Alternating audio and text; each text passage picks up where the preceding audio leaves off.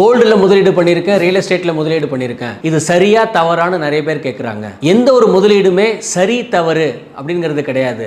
நாயகன் டைலாக் மாதிரி நல்லவரா கெட்டவரானா அதுக்கெல்லாம் பதில் கிடையாது. எதுவுமே உங்களுடைய பார்வையில் அந்த சமயத்துக்கு உங்களுக்கு எது தேவைங்கிறது தான் சரி தவறு.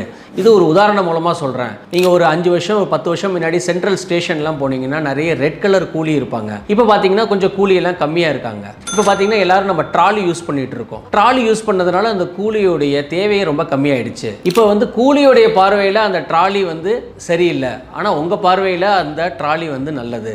எந்த ஒரு அசட் கிளாஸும் கோல்டு நல்லா பண்ணியிருக்கு அப்படின்னு சொல்லலாம், கோல்டு சரியா பண்ணல அப்படின்னு சொல்லலாம். ரியல் எஸ்டேட் 10 வருஷமா நல்லா பண்ணலன்னு சொல்லலாம், 20 வருஷமா நல்லா பண்ணிருக்குன்னு சொல்லலாம். Performance is always relative, it is not absolute. எந்த ஒரு அசட் கிளாஸும் எப்படி வேணாலும் நம்ம எக்ஸல் ஷீட்டை மேனேஜ் பண்ணலாம். அதனால எப்பயுமே உங்களுக்கு இந்த மாதிரி குழப்பமா இருக்கும்போது